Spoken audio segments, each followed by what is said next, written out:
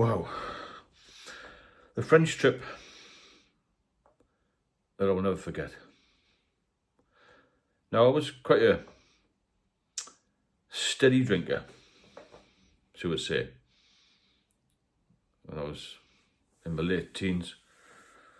And then subsequently after that, I joined the police, went to London in the end, and started in South London down there. And I was a steady drinker, possibly bordering on moderate to heavy-ish. And when you join a new job, a new crew, a new team, a new, squad, as it were, you fit in, don't you? You go with the flow. Go with the flow. And I've been brought up in quite a small market town, Northumberland. But I didn't know how the world worked.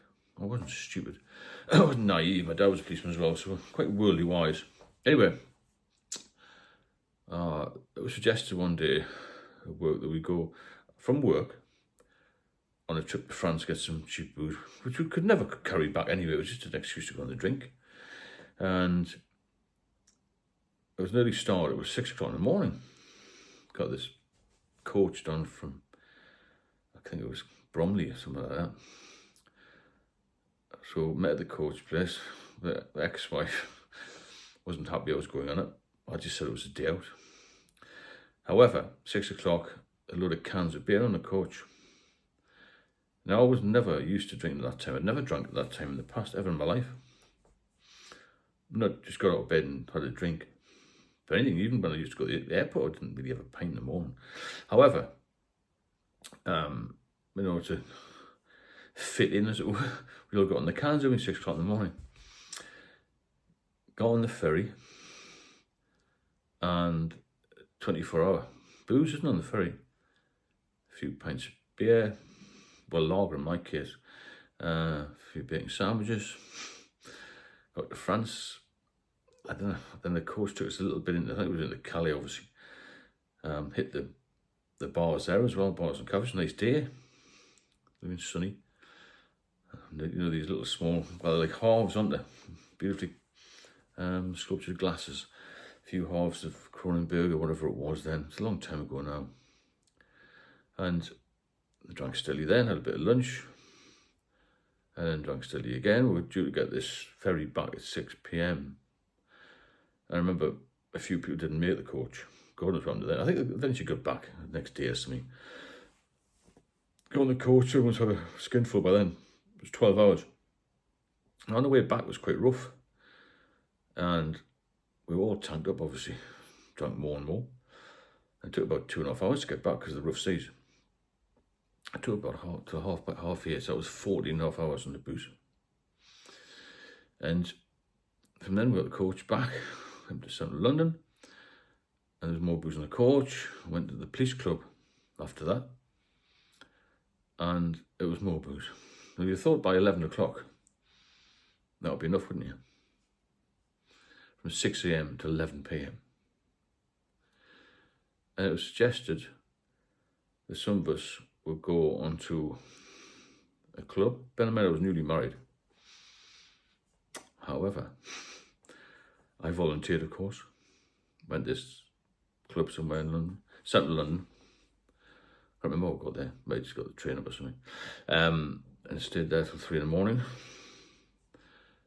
No trains back, so I had to stay in central London till about 6 in the morning to get the train back. So I'd done 24 hours. 24 hours on the booze. That was my first indoctrination at heavy duty 20 plus drinking. 20 pints plus drinking. And I just recall getting home, she'd gone to work. There was a horrible note left, of course. You know it's like, lads, if you've been married. And I thought, bollocks, I'm just going to get into bed. So I slept all day. I wasn't sick or anything, but I had a couple of days off following, obviously, a few days annual leave.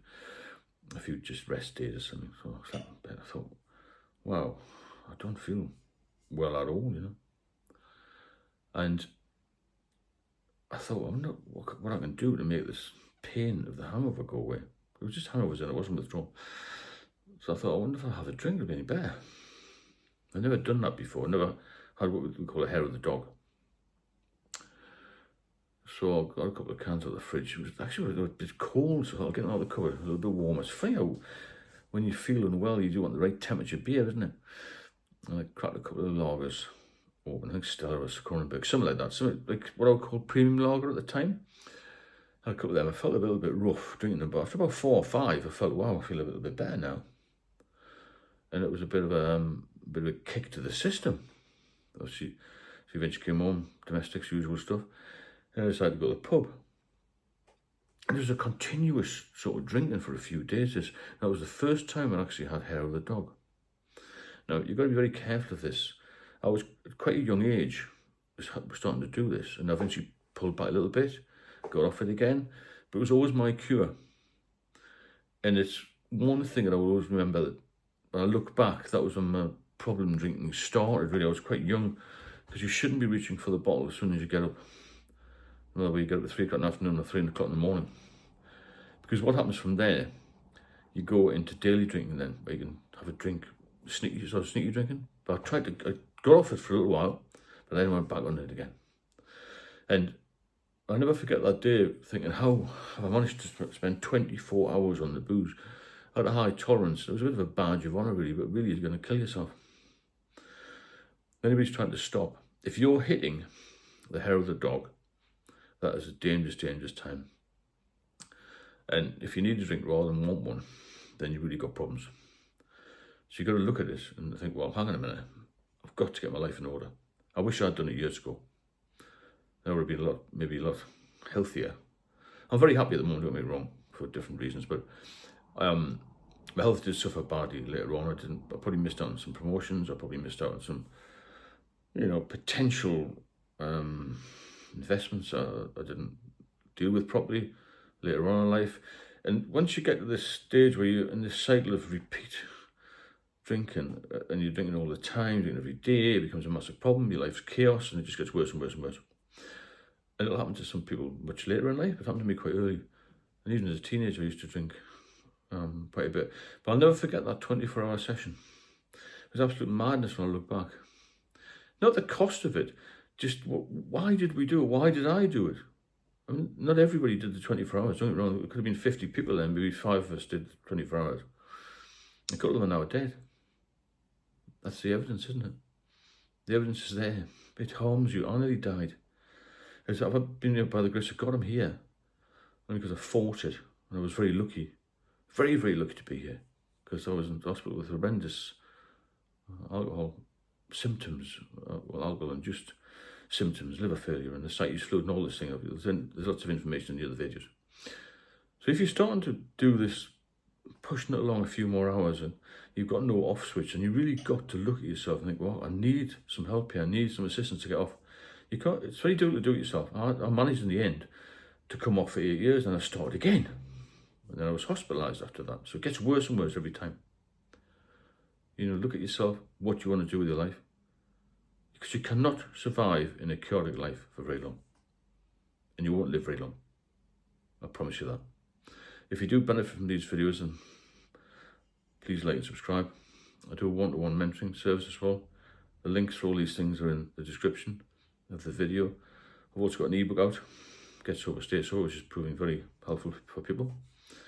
It's a bit of a reminder not to drink. It's only £5.99, price of a pint. Because you often feel, I'll just have the one. And the one always leads to a lot more, doesn't it? And that one can kill you. It's as simple as that. I'll speak to you soon.